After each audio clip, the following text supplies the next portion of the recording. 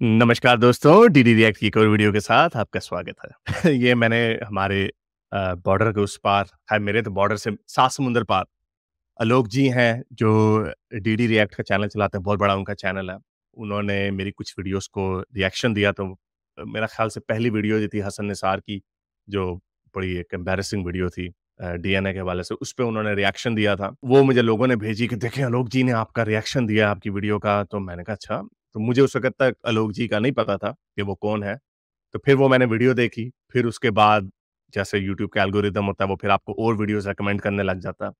तो फिर मैंने उनकी थोड़ी-सी और वीडियोज़ देखनी शुरू कर दी। फिर उन्होंने मेरा और वीडियोज़ के रिएक्शन देना शुरू कर दिए, शायद उनको भी मेरा तभी पता चला हो। उसके बाद से अब मैं चूँकि अब सब्सक्राइब हो गया हूँ, तो फिर मैंने उनकी बहुत सारी वीडियोज़ देखी हैं। उन्होंने मेरे से एक वीडियो में ये भी कहा था कि हारिस भाई लगता है आप हमारी कुछ वीडियोज़ देख रहे हैं। तो नहीं, कुछ नहीं, मैंने आपकी कोई 15-20 वीडियोज़ देखी हैं और ख़ैर मैं आपको जज नहीं कर सकता, लेकिन मुझे अंदाज़ा हो जाता है कि इस बंदे की सोच कैसी है।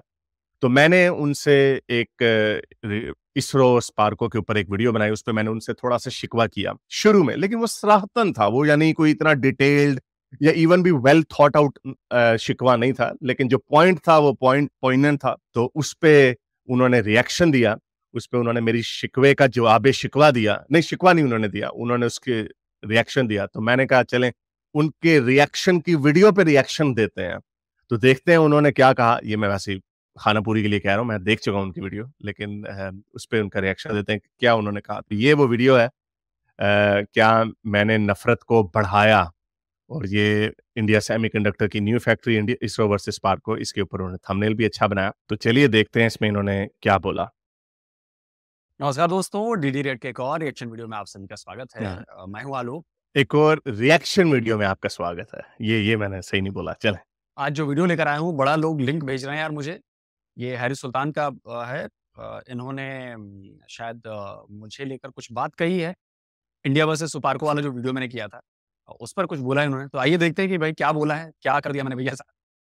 मैं अभी एक क्लिप देख रहा था डीडी रिएक्ट के आलोक जी, क्योंकि उन्होंने मेरी 1-2 वीडियोज़ को के ऊपर रिएक्शन दिया, थैंक यू वेरी मच। तो वो एक हमारे दानियाल शेख हैं, उनके पॉडकास्ट करते हैं, उनके पॉडकास्ट का रिएक्शन दे रहे थे, जिसके ऊपर स्पार्को और इसरो को डिस्कस किया जा रहा था। पाकिस्तान में इस वक़्त इसरो को देखा जा रहा है रश्क की नज़र से एंड आई होप कि एक पॉज़िटिव जेलसी की नज़र से भी देखा जा रहा है, क्योंकि मैं ये बात हमेशा से कहता चला आया हूँ कि हमारी शक्लें एक जैसी हैं, हमारी ज़बान एक जैसी है, हमारा कल्चर एक जैसा है। तो क्या है, उनके 2 सर नहीं लगे हुए, तो कैसे हो सकता है कि वो हमसे बेहतर करें? तो कुछ थोड़ी-सी ट्वीकिंग की ज़रूरत है। लेकिन आगे जाने से पहले इस वीडियो को ज़्यादा से ज़्यादा लाइक करें, शेयर करें, सब्सक्राइब करें, अगर इस चैनल को सपोर्ट करना चाहते हैं तो patreon.com/x।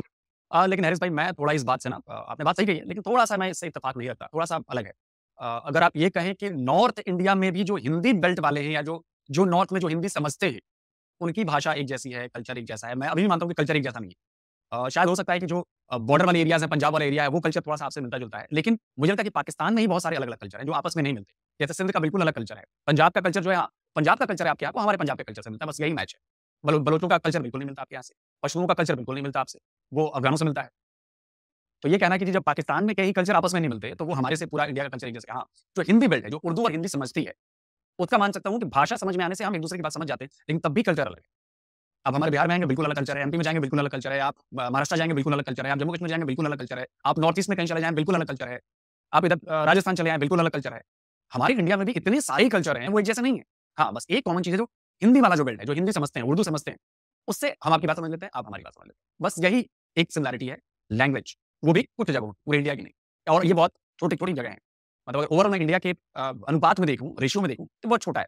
तो ये जो कहता है अगर कोई कि जी इंडिया पाकिस्तान का कल्चर एक जैसा है या एक जैसे लोग हैं, तो ये मैं नहीं मानता। हमारा माइंडसेट भी अलग है, हमारा कल्चर भी अलग है, हमारी जो रहन-सहन वाले जो आदतें हैं, वो भी बहुत हद तक अलग है। तो मुझे लगता है कि ये मैंने शायद फैक्चुअली बात की है। बलूच अलग, उनका कल्चर अलग, पंजाब कल्चर अलग, पंजाब वाला कल्चर बहुत मिलता है। जैसे बलोचों का कल्चर हमसे नहीं मिलता, सिंधियों का कल्चर हमसे नहीं मिलता, सिंध वाले जो हैं, उनका कल्चर हमसे नहीं मिलता। हाँ, जो सिंध वाला इलाका जो हमसे सटा हुआ है, वहाँ पर वो कल्चर थोड़ा बहुत आपको मिल जाएगा। जैसे पंजाब वाला कल्चर पूरे पंजाब वाले में मिल जाएगा। लेकिन जैसे ही आप इससे बाहर आएँगे, कल्चर बदल जाता है। कुछ भी एक जैसा नहीं है। लैंग्वेज नहीं है। आप देखो बलोचों की लैंग्वेज, सिंधी की सिंधियों की लैंग्वेज, पश्तूओं की लैंग्वेज और पंजाबियों की लैंग्वेज, अलग-अलग है। तो लैंग्वेज भी एक जैसी नहीं है। हाँ, कुछ हिस्सा एक है कि एक जैसा है। अब सारे अंग्रेज़ी बोलने वाले सबका कल्चर एक नहीं हो सकता ना, या सारे अंग्रेज़ी समझने वाले सबका कल्चर एक जैसा नहीं है।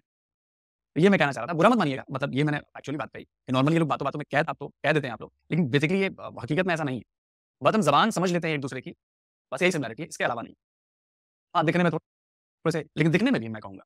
आप जम्मू कश्मीर में जाएँगे, वहाँ के बंदे देख के अलग ही हैं। पंजाब में आएँगे, वहाँ के बंदे अलग ही हैं। आप राजस्थान में जाएंगे, वहाँ के बंदे बिल्कुल अलग हैं। साउथ में चले जाएंगे, उनके बंदे बिल्कुल अलग हैं। हमारे दिल्ली एमपी इधर यूपी में आ जाएंगे, बंदे आपको अलग मिलेंगे। तो आलोक जी ने जो बात की कि वो मेरी इस बात से इत्तेफाक नहीं करते, और मैं भी आपकी बात से पूरी तरह से इत्तेफाक नहीं करता। इसमें कुछ न्यूआंसेस हैं जो मेरा ख्याल से आप मिस कर गए।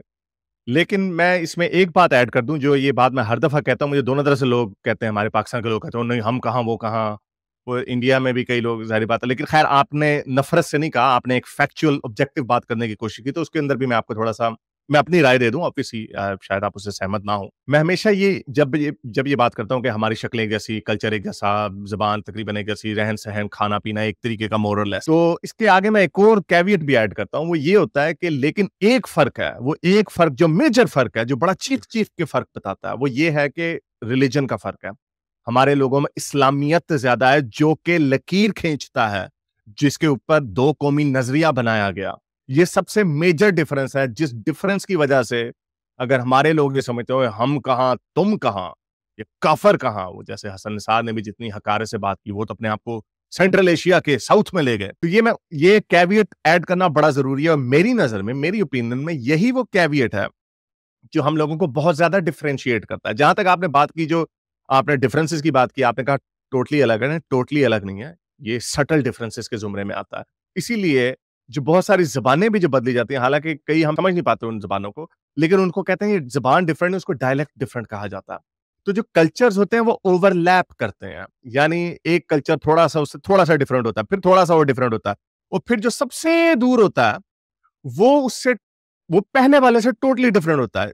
यही एग्जाम्पल लैंग्वेजेस की जो एग्जाम्पल है, उसको आप कल्चर में भी ट्रांसलेट कर सकते हैं।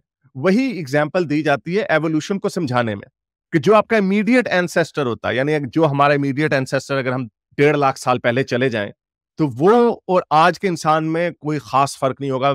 मेरा ख्याल से 1 या 2% का फर्क होगा। लेकिन अगर हम उसी के 1 लाख साल, 1.5 लाख साल पहले और पीछे चले जाएं, जो हमसे 3 लाख साल डिफरेंट हो गया, तो उसका और हम में फ़र्क जो है, वो फ़र्क बढ़ के 5% तक हो सकता है चला जाए। ये मैं रफली बात कर रहा हूँ, इसको बिल्कुल सरल चलें 0.5 कर लें आप, और पहले का 0.1 होगा तो इसका 0.5 डिफरेंस होगा। लेकिन उनका आपस में उतना डिफरेंस नहीं होगा जितना 3 लाख साल पहले वाले का हमारे साथ होगा। तो ये ओवरलैपिंग होती है। तो उसी तरह जो आपने एग्जांपल दी कि बलूचिस्तान का और इंडिया का कल्चर ऐसा नहीं, इंडिया इटसेल्फ इतना बड़ा है, जैसे आपने खुद बताया कि नॉर्थ इंडिया अगर हिंदी बेल्ट है, तो नीचे जो तमिल के जो लोग हैं, या फिर साउथ के जो लोग हैं, उनका कल्चर, फॉर एग्जांपल आपका जो दिल्ली के लोग हैं, उनका लाहौरियों के साथ ज्यादा कल्चर मिलता है, लेकिन दोनों, हम पाकिस्तानी वो इंडियन, लेकिन जो दिल्ली वाले हैं वो साउथ इंडियन से उनका बोली भी नहीं समझ आती। मैं कई साउथ इंडियंस को मिलता हूँ, वो उनको हिंदी उर्दू नहीं आती, हम उनसे इंग्लिश में बात करते हैं, या वो अपनी तमिल बात करते हैं। वो श्रीलंकन्स के ज्यादा करीब होंगे as opposed to North Indian, लेकिन कल्चर डिफरेंट हो गया अगर हमने स्ट्रिक्टली स्पीकिंग बात करनी, लेकिन हैं तो सारे इंडियन ही। तो मैं इस सेंस में बात कर रहा था कि ये जो ओवरलैपिंग है, वो सटल डिफरेंसेस आपको हर जगह पे ज्यों-ज्यों दूर होते जाएँगे, वो बढ़ते जाएँगे। उसी तरह जिस तरह हमारी दोस्ती पंजाबियों के साथ, मेरी सरदारों के साथ, सारे जो हमारे यहाँ पे मिलते हैं, हमारे सरदारों के साथ, ये मैंने बड़ी दफ़ा बात की है कि मेरी इंडियन पंजाबियों के साथ जो सरदार जी होते हैं इंडियन के, उनसे ज़्यादा गहरी दोस्ती हो जाती है एज़ अपोज़्ड टू जो हमारे सिंध के लोग हैं। हमारे ये बड़ा मशहूर है, और ये लाहौर और कराची वालों की आपस में लड़ाई भी होती है कि ये इंडियन पंजाबियों से इनकी दोस्ती हो जाती है, लेकिन अपने पाकिस्तानी सिंधियों से नहीं होती। उसकी वजह कोई नफ़रत नहीं होती, उसकी वजह ये होती है कि जो जुगतबाज़ी होती है, जो बातचीत होती है। अब यानी जो मैं जुगते मारता होता हूँ कि एदा मुँह इंज है जिवें फिसिया किन्नू होंदा। अब ये इसको कोई हमारा सिंध का बंदा इसको एन्जॉय नहीं करेगा। बलोची और पख्तून को तो शायद बिल्कुल भी समझ नहीं आएगी। लेकिन जो हमारा पंजाबी सरदार जी जो सुन रहे होंगे, उनकी हँसी ज़रूर निकली होगी। तो उस वजह से वो फिर आपकी बातें हुई। तो ये ओवरलैपिंग की बात है। और जहाँ तक आपने शक्लों की बात की, वो भी आपकी बात ठीक है कि जो साउथ इंडिया के हैं, या जो नॉर्थ ईस्ट के जो आपकी 7 सिस्टर स्टेट्स हैं, उनकी शक्लें तो नहीं मिलती हमारे साथ, या मेरे साथ छोड़ें, आपके अपने लोगों के साथ नहीं मिलती होंगी, क्योंकि डिफरेंस बीच में आ गया। लेकिन ओवरलैपिंग ज़रूर है। लेकिन कहने का मतलब ये है कि वो ओवरलैपिंग हमारी आपस में ज़्यादा करीब है, एज़ अपोज़ चाइना भी हमारे नॉर्थ में है। बॉर्डर के पास चाइना है। चाइना में उधर कौन रहते हैं? वीगर मुसलमान रहते हैं। हमें उनकी ना शक्लों का पता है, ना उनकी ज़ुबान का पता है, ना उनके खानों का पता है। लेकिन खाने भी पाकिस्तान का अगर ओवरलैप होता है अफ़गानिस्तान के साथ, वो कबाब और ड्राई मीट वगैरह ज़्यादा खाते हैं, यानी गोश्त के ऊपर उनका ज़्यादा फ़ोकस। लेकिन पंजाब के जो होते हैं, हम करी ज्यादा खाते हैं के अंदर, ठीक है करी के अंदर जो इंग्रेडिएंट्स थोड़ी बहुत डिफरेंट होते हैं, लेकिन मिर्च मसाले वैसे ही होते हैं। तो ये मैं ये कहने की कोशिश कर रहा था कि हमारे जो ये सटल डिफरेंसेस के जुमरे में आता, ये ऐसा डिफरेंस नहीं है। हाँ, जो रहन-सहन की आपने बात की वो क्रिटिकल बात है, और वो मैंने आपको जैसे बताया कि उसके अंदर बहुत बड़ी जो डिफरेंस है वो मज़हब की बुनियाद है उसके ऊपर। तो हमारा चूँकि मज़हब डिफरेंट है, इस वजह से लोगों के अंदर जो जो अपने आप के जो डिफरेंसेस हैं वो ज़्यादा हाइलाइट करके बताए जाते हैं। मैं आपको एक वाक़या सुनाता हूँ, शायद आपको पता होगा क्योंकि आपकी पाकिस्तान के ऊपर अच्छी नज़र होती है। एक दफ़ा नवाज़ शरीफ ने कह दिया था, यही बात की थी जो मैंने की थी। हमारे जो पाकिस्तान के लोग जो इंडिया से दोस्ती या प्यार-मोहब्बत की बात के ख्वाहिशमंद है ना, नवाज़ शरीफ जैसे लोग, उन्होंने एक दफ़ा ये बात कर दी थी कि हमारा खाना-पीना एक जैसा, उठना-बैठना एक जैसा, ज़ुबान वगैरह। ये एक वैसे भी एक ये ओवरचर होता है, लेकिन मैं इसमें बिलीव करता हूँ, क्योंकि मैंने आपको जैसे बताया कि मैं तो बड़े इंडियंस को जानता हूँ, और वो सही बात है आपकी, ये दिल्ली और ये जो नॉर्थ इंडिया के लोग हैं, उनसे हमारी ज़्यादा, पंजाबी जो है, उनसे ज़्यादा दोस्ती होती है। साउथ इंडियन से कभी नहीं होता, क्योंकि ज़ुबान नहीं समझ आती, उनके साथ अंग्रेज़ी में ही बात करनी है, तो फिर क्या पता हमें। और जो इंडिया के नॉर्थ इंडियन हैं, उनकी भी हमारे से ज़्यादा बेहतर हो जाएगी एज़ अपोज़्ड टू देम। तो नवाज़ शरीफ ने जब ये बात की, तो उनके पीछे सारे, इवन इमरान खान भी पड़ गए कि ओह! इसने तो दो कौमी नज़रिए को चैलेंज कर दिया। तो वो बेचारे ने, नवाज़ शरीफ ने अपनी बात वापस ले ली। यानी ही वो बेचारा चुप हो गया। तो ये मेरा कहने का मतलब था, और मेरा ख़्याल से, मेरी ओपिनियन में, आप अगेन सहमत हो ना हो, मेरी ओपिनियन में इस बात को हाइलाइट करना ज़रूरी है, और इस बात के साथ-साथ ये भी हाइलाइट करना ज़रूरी है, क्योंकि अगर आपने डायग्नोसिस कर दिया तो प्रोग्नोसिस भी करना ज़रूरी है। तो ये भी बताना है कि वो अगर प्रॉब्लम है तो कहाँ पे है, और वो मेरी नज़र में जो मज़हब का जो डिफ़रेंस है, और वो हमारी तरफ ज़्यादा है, क्योंकि अनफॉर्च्यूनेटली हमारे जो मुसलमान भाई हैं, वो ये समझते हैं कि ये गंदे, नीच, काफ़िर, ओहो हो! गंदे, उनकी उनके अंदर ये सोच आती है। हिंदूज़ में उस तरह की सोच नहीं है कि ये गंदे लोग हैं। जो एक्सट्रीम रेडिकल एलिमेंट्स होते हैं वो तो हर जगह पे होते हैं, वो तो आपको अमेरिका, यूरोप में भी मिल जाएँगे, इंडिया में भी मिल जाएँगे, पाकिस्तान में। लेकिन हमारा जो थोड़ा-सा बैलेंस, मैं हमेशा से कहता चला आ रहा हूँ कि हमारा जो रेडिकल एलिमेंट है, उसका बैलेंस थोड़ा ज़्यादा है, और जो हमारे लिबरल लोग हैं, जो लेफ्ट के लोग हैं, वो बेचारे थोड़े कम हैं, वो डरे-दुबके हैं। तो मेरा तो कोशिश ही ये है कि हमारे जो अपने जो पाकिस्तान के जो लिबरल या लेफ्ट के लोग हैं, उनको उभारना। एक बहुत बड़ा डिफरेंस है, हमारे लेफ्ट के लिबरल के लोग बेचारे अपने आप को खुल के मज़हब के ऊपर बात नहीं कर सकते। डरे-डरे रहे, "ओ जी, हम आशिक़े रसूल हैं, हम सब मुसलमान हैं।" लेकिन इंडिया में आपको इस तरह का नहीं मिलेगा, वेस्ट में आपको इस तरह का कोई नहीं मिलेगा, अमेरिका में। वो कहेगा, "नहीं, मैं नहीं मानता चीज़, मैं बाइबल को नहीं मानता," या आपको इंडिया में भी बहुत सारे ऐसे लोग मिल जाएँगे। तो ये मेरी कोशिश है। तो लेकिन ओवरऑल आपकी बात ठीक है, लेकिन उसके अंदर न्यूएंस है, मेरी मेरी ओपिनियन। लेकिन आप खुद ऑब्वियसली मेरे से ज़्यादा समझदार हैं। आकर पेट्रन भी बन सकते हैं, या नीचे सुपर थैंक्स के बटन को दबा सकते हैं। इस पे मेरा ख़्याल से बहुत सारे लोगों को तकलीफ़ होती होगी, क्योंकि मैंने देखा है लोग जी भी बेचारे वो वीडियो उसी तरह ही चला देते हैं, तो हर वीडियो में मेरा ये लाइक, शेयर और पेट्रियन का मैसेज चला जाता है, तो मैं उससे माज़रत चाहता हूँ, लेकिन ये कहना बड़ा ज़रूरी है, क्योंकि अगर हम आप लोगों को याद ना दिलाएँ कि इसको लाइक करें, शेयर करें, या अगर चैनल को सपोर्ट करना है तो पेट्रन भी बन सकते हैं। अगर ये आपको याद ना दिलाएँ तो ऐसा होता नहीं है। ये सारे लोग, जो लोग कहते हैं ना कि मुझे इसकी परवाह नहीं है, वो झूठ बोलते हैं। मैं एक्टिंग स्कूल में जब जा रहा था, तो केविन बेकन एक एक्टर है हॉलीवुड का, उसका मैंने एक कोट अपनी, एक ये जब मुझे ये पीछे जब अवार्ड मिला था, उसकी सेरेमनी में मैंने कहा था, वो जो ऊपर टॉप राइट पे पड़ा हुआ है, लेफ्ट पे सॉरी। उसमें मैंने ये कहा था कि केविन बेकन को कोट किया था कि 2 तरह के एक्टर्स होते हैं, और ये बात हर चीज़ के ऊपर फिट होती है। एक वो ये कहते हैं कि मैं मशहूर नहीं होना चाहता, दूसरे वो जो झूठ बोलते हैं। इसका कहने का मतलब क्रिएटिविटी में ये है कि चाहे कोई पॉलिटिशियन हो, चाहे कोई लिखारी हो, चाहे कोई स्पोर्ट्समैन हो, उन सारों का मकसद ये होता है कि जो उनका मिशन है, जो उनकी आवाज़ है, या जो उनका काम है, वो ज़्यादा से ज़्यादा लोगों तक पहुँचे, उसको सराहा जाए, और वो आगे फैले। ये हर क्रिएटिव बंदे का, हर बंदे का ये मिशन होता है। अगर कोई कहता ना नहीं मेरा ये काम नहीं है, देन ही इज़ लाइंग। क्योंकि कोई बंदा किताब लिख के ये नहीं कहता कि इसको चलो जी मैं अपनी बुक शेल्फ पे रख देता हूँ, नहीं। कोई बंदा फ़िल्म बना के ये नहीं कहता कि चलो मैं अपने बच्चों, बीवी-बच्चों के साथ इसको देखता हूँ, बाकी दुनिया देखे ना देखे मुझे कोई परवाह नहीं है। तो ऐसे नहीं होता, तो इसीलिए मैं तो ये खुल के कहूँगा कि मैं जो अपना पैगाम भेजना चाह रहा हूँ, मैं चाह रहा हूँ कि ज़्यादा से ज़्यादा लोगों तक जाए, तो इसलिए लाइक भी करें, शेयर भी करें, सब्सक्राइब भी करें, और चैनल को सपोर्ट करने के लिए पेट्रन भी बनें। चलते हैं आज की वीडियो की तरफ। लेकिन अगर कुछ नहीं कर सकते तो नीचे कमेंट्स में अपने ख्यालात का इज़हार ज़रूर कर सकते हैं। तो चलते हैं आज की वीडियो की तरफ। तो आलोक जी से पहले मैं एक शिकवा कर लूँ कि इन्होंने जब इस वीडियो को रिएक्शन दे रहे थे, तो उन्होंने एक बात 2 दफ़ा बोली कि दुश्मन मुल्क भी अगर हमारे बारे में हमारी तारीफ कर रहा है, तो इसका मतलब हमें ये बात ठीक है कि आपको फ़ख्र करना चाहिए अपनी टेक्नोलॉजी के ऊपर, आईटी सेक्टर के ऊपर, और अब इसरो के ऊपर भी। You should be proud of yourself. लेकिन ये ऐसे है, वो एक मुहावरा है अंग्रेज़ी में कि humble in victory, gracious in defeat. तो थोड़ा सा हम्बल आप इसलिए रहें क्योंकि मैं एज अ पाकिस्तानी आपको ये बात कर रहा हूँ कि ये इस तरह की जबान इस्तेमाल करके कि वो दुश्मन है, और ये बात सच है आपकी, इसमें कोई गलत बात आपने नहीं की कि पाकिस्तानी इंडिया को अपना दुश्मन समझते हैं और और ये नफरतें हमने अपने बच्चों को बचपन से सिखाई हैं। लेकिन उसका रिजल्ट आप देख लें क्या निकला। और ये मैं इस बात को मैं मानता हूँ, अब से यानी कुछ सालों से जब मैं बड़ा होश संभाले तो मैं इस बात को समझता हूँ कि हमने सारी जंगें शुरू की, हमें एक उल्टा चूरन बेचा गया कि इंडिया हमें खा जाएगा, एनिमी है, बहुत बड़ा ताकतवर दुश्मन है वो, उसने कभी पाकिस्तान को वजूद कर, ये सारी बातें हमें झूठी सिखाई गई, हमें झूठी हिस्ट्री पढ़ाई गई। ये इस बात का मुझे एहसास है, बड़े अच्छे से एहसास है। लेकिन उसका नतीजा ये है कि मैंने अपनी आवाम को इस ब्रेन वॉशिंग से हमने निकालना, कोर्स करेक्शन कर दिया। तो हमें आप लोगों की भी थोड़ी सी हेल्प की जरूरत है, और हमें आपकी तरफ से धुतकार या नफरत या इस तरह की लैंग्वेज नहीं, हमें आपकी तरफ से अपनाइयत की जरूरत है। मैं मानता हूँ, और ये मैं ऐसा पाकिस्तानी कह रहा हूँ जिसको खुद मेरे अपने लोग जब आप बुरा भला कहते हैं, तो ये माइनॉरिटी की आवाज है, लेकिन ये आवाज जरूर है। तो ये मैं आपसे शिकवा है कि प्लीज इस तरह की चार्ज अब लैंग्वेज ना यूज करें। जब मैंने इसरो के ऊपर आखिरी वीडियो बनाई थी चंद्रयान के ऊपर, तो मुझे नीचे से इंडियन बहुत सारे पॉजिटिव कमेंट्स आ रहे थे कि ये हम एक ही लोग हैं, ये इसरो आपका भी इसरो है, वगैरह वगैरह। अगेन दीज आर ये वो एक ऑप्टिकल बातें होती हैं, इससे ये फील गुड होती है। मैं तो अपने चैनल की भी डायरेक्शन चेंज करना चाह रहा हूँ कि थोड़ी सी पॉजिटिविटी के ऊपर बातें हो, लोगों को करीब लाने की बातें हो। मैंने जो बातें करनी थी बहुत सारी कर दी हैं मजहब के हवाले से, वगैरह वगैरह। लेकिन आ जाते हैं अपने पाकिस्तान के ऊपर। स्पार्को, चलिए हारिस भाई, मुझे लगता है कि शायद आपने जो 1-2 वीडियो अभी मैंने देखी होगी जिस पर मैंने रिएक्ट किया, शायद उससे आपने मुझे जज कर लिया कि मैं हम्बल नहीं हूँ, मैं हेट वाली भाषा का इस्तेमाल करता हूँ थोड़ा-सा, ऐसा मुझे लग रहा है कि ऐसा आपको फील हुआ। लेकिन यकीन मानिए, आप जब मेरे वीडियोज़ देखेंगे सारे, तो आपको समझ में आएगा। दुश्मन वाले पॉइंट पे भी मैं आता हूँ। अच्छा देखिए क्या लिखा है, if only sarcasm Burns calories. मैं बहुत ज़्यादा sarcastic हूँ। आप जब मेरे पुराने वीडियोज़ देखेंगे तो बहुत ज़्यादा sarcastic हूँ। तो नॉर्मली क्या होता है कि जब पब्लिक रिएक्शन, नॉर्मली मैं ज़्यादा पब्लिक रिएक्शन करता हूँ।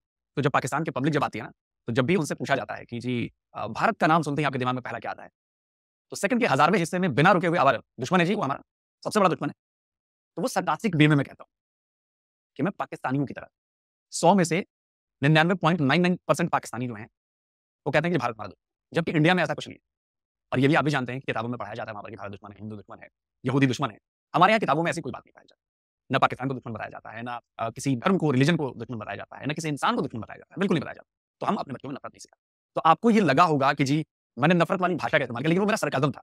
और नॉर्मल ये होता है क्योंकि मुझे लगता है कि मैं पाकिस्तानियों की तरह बात करूँ, कि हर बार पाकिस्तानी कहते हैं भारत दुश्मन है जी, भारत अरे एक नंबर का दुश्मन है, उससे तो जंग रहेगी, उसके खिलाफ जिहाद होगा। तो मैं नॉर्मली इतनी जब ये बात करते हैं ना, तो मैं नॉर्मली ये सरकाज़म में बोलता हूँ कि देखो दुश्मन मुल्क से भी तारीफ आ रही है। तो मैं वो जो सरकाज़म है उस वे में बोलता हूँ कि जी पाकिस्तानी हमेशा हमें दुश्मन बोलते रहते हैं। तो मैं उस sarcastic वे में कहता हूँ कि देखो भाई, दुश्मन कहते हो ना, मतलब आप भी हमारे दुश्मन हो भाई। उस लिहाज से आप भी तारीफ कर रहे हो हमारी। इस लिहाज से मैंने बात कही है। वरना मेरे दर्शक जानते हैं कि मैं कितना हम्बल हूँ। आपको एक किस्सा सुनाता हूँ। पाकिस्तानी 1-2 यूट्यूबर्स थे, 1-2 नहीं, एक ही थे, कोई दावरी फाइट चैनल। तो उन्होंने बिना किसी वजह से मुझे बहुत गालियाँ सुनाई, बहुत मुझे बोला, भला-बुरा बोला, पता नहीं क्या-क्या बोला। लेकिन तब भी जब मैंने उनके वीडियो का रिप्लाई वीडियो बनाया, तब भी मेरी ज़बान से गाली तो छोड़िए, वैसे कड़े शब्द, उतने बुरे शब्द नहीं निकले जिनको सुन के लगे कि मैं हेट फैला रहा हूँ। हाँ, थोड़ा गुस्से में था, मैं नाराज़ था, क्योंकि बिना सबूत के बात करते हैं, आपको भी पता है पाकिस्तानी बिना सबूत के बात। तब भी मैं हम्बल रहा, मैंने उनको कभी नहीं कहा कि जी उनके चैनल को रिपोर्ट कर दो या उनको अनसब्सक्राइब कर दो या जाके उनको सुनाओ, कभी नहीं कहा मैं बिल्कुल नहीं कहता। इतने सारे पाकिस्तानियों के जो प्रोपेगेंडा चैनल थे या गलत इन्फॉर्मेशन फैलाते थे, उनके खिलाफ भी मैंने वीडियोज़ बनाए, फैक्ट के साथ वीडियोज़ बनाए, उसमें भी कभी मैंने बदतमीज़ी नहीं की। मैंने हमेशा मैं हम्बल रहता हूँ, मैं हम्बल ही हूँ। तो इसके लिए अगर आपको बात बुरी लगी हो तो माफ़ी चाहूँगा। मुझे लगता है कि आपको शायद गलत कन्वे हो गया, आपने उस एक आध वीडियो को देख के आपको लगा कि अरे यार ये तो वैसी भाषा का इस्तेमाल कर रहा है, लेकिन बिल्कुल नहीं, वो सरकाज़म था मेरा। नॉर्मली मैं ऐसे ही पाकिस्तानियों के ऊपर sarcastic वे में जवाब देता रहता हूँ, इसलिए वो बात थी। बाकी ऐसा कुछ नहीं है कि मैं खराब लैंग्वेज का इस्तेमाल करता हूँ या हेट फैलाता हूँ या क्या कहूँ मैं कि अग्रेसिव भाषा का इस्तेमाल करता हूँ। हाँ, कभी-कभी गुस्सा आता है तो मैं, लेकिन गुस्सा भी मेरा फैक्ट के साथ निकलता है। मैं फैक्ट बता के गुस्सा करता हूँ, देखो तुम ये कह रहे हो लेकिन असली सच्चाई है।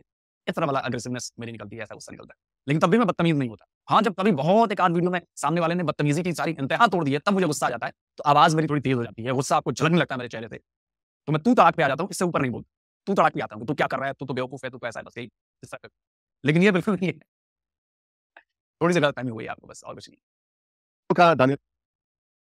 अच्छा, तो बाकी मेरी वीडियो के ऊपर इन्होंने रिएक्ट किया, तो ये जो इन्होंने बात दी, तो पहली बात तो ये कि आपको क्षमा करने की कोई ज़रूरत नहीं, मैं आपको बिल्कुल गलत नहीं समझा।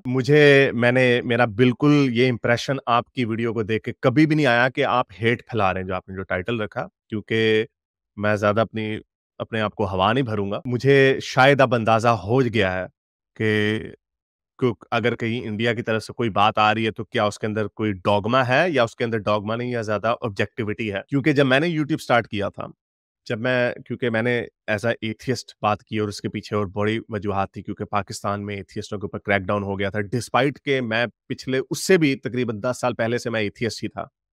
तो मैंने लेकिन इसके ऊपर कभी बात नहीं थी की, मुझे कोई इतना इंटरेस्ट नहीं था उसमें। वो तो जब हमारे एथियस्टों को उठाना शुरू किया पाकिस्तान की सरकार ने, तो उसका एक रिएक्शन आया मेरे अंदर, जिसके ऊपर मैंने फिर किताब भी लिखी और मैंने पूरा एक्टिविज़्म उसके ऊपर किया और उसको तकरीबन कुछ 4-5 साल हो गए और वो उसमें गुज़र गया मेरा वक़्त।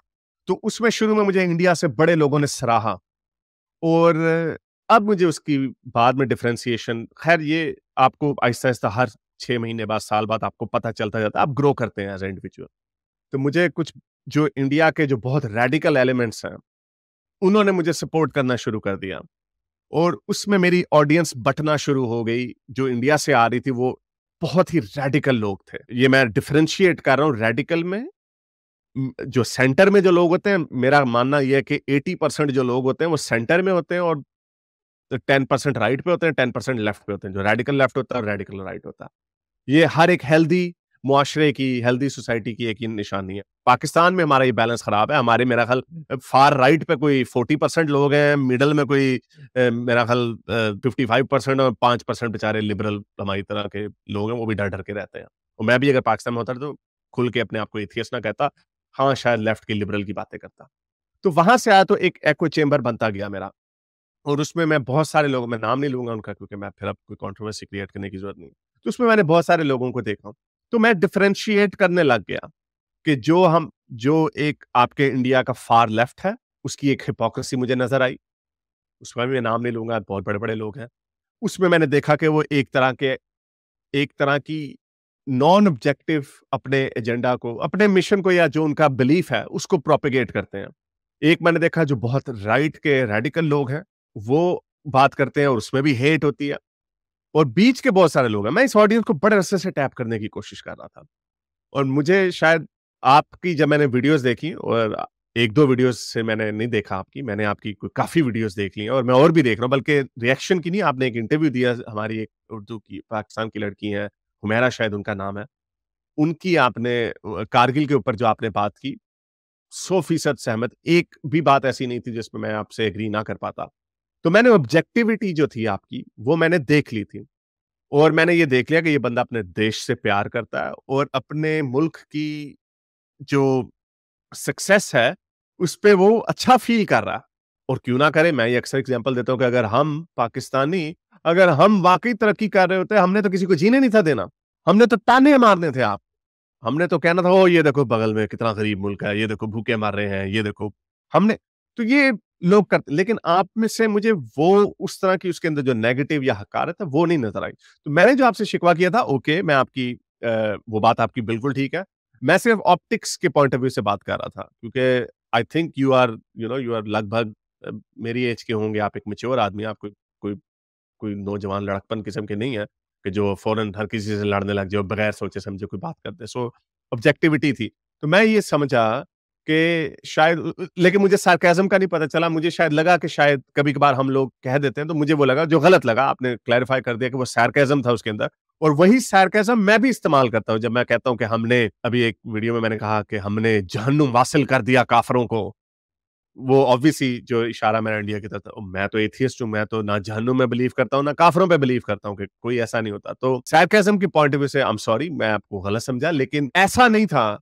ये नहीं मैं समझा कि आप नफ़रत फैला रहे हैं, क्योंकि अगर आप नफ़रत वाली, अगर जो मैंने आपको बताया कि जो मुझे शुरू में राइट के लोग, मुझे शुरू में नहीं समझ आई थी। मुझे जब 2018-19 में बहुत सारे इंडिया के कुछ रेडिकल लोगों ने मुझे बड़ा उठाया, आप जी बड़ी अच्छी बातें, मैं समझा शायद वो मेरी बातों को तारीफ कर रहे हैं, लेकिन फिर मुझे पता चला, आहिस्ता-आहिस्ता पता चला कि उनका एक अपना बिलीफ है और उनकी एक अपनी एक हेट की, तो उससे मेरी फिर दरारें आई, मैं उनसे दूर होना शुरू हुआ। लेकिन फिर भी हमारा एक एको चेंबर बन गया और इसके ऊपर मैं डिटेल से सैटरडे को मैं बात करूँगा, क्योंकि बहुत सारे लोग, अब उनको समझ नहीं आ रही कि मैं किस डायरेक्शन में जा रहा हूँ, मैं क्या बात कर रहा हूँ, क्योंकि एक एको चेंबर बन गया। एक एक ऑड यूट आपको यूट्यूब का पता है, लोगों को भी बता दूँ, ऑडियंस को भी बता दूँ कि यूट्यूब में जब आप एक चैनल, एक जॉनरा का बनाते हैं, तो उसकी जो नीश बन जाती है, उसको तोड़ना बड़ा मुश्किल होता है। फॉर एग्ज़ाम्पल, अगर मैं एथियज़्म के ऊपर बात कर रहा हूँ, तो चाहे मैं बीच में पॉलिटिक्स के ऊपर बातें करने लग जाऊँ, क्रिकेट के ऊपर बातें करने लग जाऊँ, या फूड के ऊपर बातें करने लग जाऊँ, या ट्रैवल के ऊपर तो वो वीडियोज़ चलती नहीं है। यूट्यूब का एल्गोरिदम ऐसे होता है कि जिस टॉपिक के ऊपर आप बात करते हैं, उसी के उसका सबसे एविडेंस मैं आपको देता हूँ। अभी मेरी 5-6 वीडियोज़ नीचे जाएँ, मैंने एक स्टोनहेंज की ट्रैवल की वीडियो डाली। मेरी सारी वीडियोस को आजकल कोई 50,000 कोई लाख पे भी जा रही है, और जो मैं इस तरह का वीलॉग बनाता हूँ। लेकिन उसके मेरा ख्याल 12-13,000, हालांकि उसकी क्वालिटी सारी वीडियो से बेहतर है। जिन लोगों ने, जो मेरे बड़े, जो मुझसे प्यार ज्यादा करते हैं, उन्होंने उस वीडियो को देखा, लेकिन उसको हुआ नहीं। तो ऑडियंस का जो नीश होता है उसको तोड़ना बड़ा मुश्किल होता है। मेरी आज से कोई 3 महीने पहले जो ऑडियंस होती थी वो शेयर्ड थी, जो कुछ एथियस्ट चैनल। लेकिन अब मैं देखता हूं तो टॉप पर वो एक लड़का हमारा पाकिस्तान का है, Suhaib Chaudhry, real entertainment TV उनका चैनल है, वो सबसे ज्यादा ऑडियंस उधर से आती है। दूसरे नंबर पे अब डीडी रिएक्ट से आने लग गई है, फिर आरजू काजमी से। ये पहले नहीं आती थी इधर से ऑडियंस। तो ये ऑडियंस एकदम से शिफ्ट आया, क्योंकि शायद मेरी बातें बदली और उसमें आहिस्ता आहिस्ता काम हुआ, मैंने कौम से खिताब बंद कर दिया वगैरह। तो ये करना बड़ा मुश्किल होता। तो जो मेरे पुराने लोग जो थे, जो एको चेम्बर बना होता है, इवन दो हमें पता होता है कि हमने एक एको चेम्बर बनाया हुआ, लेकिन हम इवन कंटेंट क्रिएटर के तौर पे भी हम उसके अंदर कैद हो जाते हैं, बाय विल या बाय कंपल्शन, या जो भी, यानी मर्जी से हो या ना मर्जी हो, हम उसके अंदर ट्रैप हो जाते हैं और हम फिर वही देखने लग जाते। तो मैंने बैठ के एक दिन फैसला किया था कि मैं कौम से खिताब बंद कर दूंगा। जो लोग मेरे चैनल को, पुरानी ऑडियंस जो मुझे देखती है, ये मैंने पहला बंदा था, मैंने ये काम शुरू किया था। ये मैंने शुरू किया था कौम से खिताब, लाइव कॉल्स लेता था लोगों की, धर्म पे बात करो, मजहब पे बात करो, जिस पे भी। खैर ये वीडियो लंबी हो रही है, इतनी इसका मकसद नहीं था। वो मैं, मेरी सैटरडे को लाइव स्ट्रीम है, उसको लाइव देखिएगा। मैं ये अपना पूरा, जो लोगों के जहन में सवालात हैं कि आपने अपनी लाइन बदल ली, ये आप उसके ऊपर नहीं बात कर रहे, आप अब देखें जी, वो अभी कोई दंगे हुए हैं इंडिया पे, आप उसके ऊपर बात नहीं कर रहे, या बहावलपुर यूनिवर्सिटी के ऊपर। तो ये फॉर्मेट अब बदल गया है, तो उसकी मैं आपको अपनी, जो मेरे चैलेंजेस हैं, मैं उस पे, उस वीडियो में, लाइव स्ट्रीम में बताऊंगा। तो उसमें, उसको लाइव स्ट्रीम में जरूर देखिएगा। ये मैं आलोक जी को बोर नहीं करना चाहता। बहुत शुक्रिया आपका। और मुझे आपकी अभी तक कोई भी ऐसी बात नहीं लगी जो कि फैक्चुअली गलत हो। और जो मुझे सबसे अच्छी बात मिली, आपके मैंने क्लिप्स भी लगाया, आपने सही पहचाना, मैंने आपकी वीडियो से ही वो जो पाकिस्तानियों के इंटरव्यू थे पासपोर्ट के ऊपर, और हिंदू हमारे दुश्मन, ये वो मार दो वगैरह, वो मैंने आपसे ही लिए। क्योंकि जो एको चेम्बर हमारा भी बना होता है, हम भी कभी कभार ब्लाइंड साइड हो जाते हैं अपनी ही चीजों से। तो मैं आपकी वीडियोस को देख रहा हूँ और मुझे आपकी वीडियो से अभी तक कोई ऐसी बात नहीं लगी। कड़वी बातें कुछ हैं उसके अंदर, लेकिन वो कड़वी जो है वो सच्ची बातें हैं। और मैं यहाँ पे लोगों को मिठाई बेचने के लिए नहीं बैठा, मैं कड़वी गोलियां देने के लिए बैठा हूँ, अपने लोगों को, अपनी आवाम को। और ये बहुत बड़ा चैलेंज है। तो चलें, बहुत शुक्रिया, आपने अब वज़ाहत की। आपको क्षमा माँगने की ज़रूरत नहीं, वो गलती, मैं माज़रत चाहता हूँ आपसे कि मैं आपके सार्काज़्म को पिक नहीं कर सका। मेरी नज़र में उस ऑप्टिक्स की ज़रूरत थी। फिर जब आपने कहा कि आप सार्काज़्म पे कहते हैं, तो फिर मैंने कहा ये तो मैं भी करता हूँ। ये तो मैं भी कहता हूँ, जहन्नुम वासिल कर दिया काफ़िरों को, ये दुश्मन काफ़िर हमारे। लेकिन वो हसन निसार वाला ने। चलें, बहुत शुक्रिया आपका आज की वीडियो देखने का। इसको लाइक करें, शेयर करें, सब्सक्राइब करें। अगर चैनल को सपोर्ट करना चाहते हैं तो patreon.com/xmuslim पे जाकर पेट्रन जरूर बने। अगर नहीं कर सकते तो कमेंट बड़ा जरूरी है, मैं पढ़ता सारे कमेंट्स को। अब तक के लिए इतना ही, अगली वीडियो तक साइंस हाफिज। अगर आपको मेरी ये वीडियो अच्छी लगी तो मेरे चैनल के मेंबर बनिए, पेट्रन बनिए, या फिर आप मुझे बाय मी या कॉफी में भी सपोर्ट कर सकते हैं।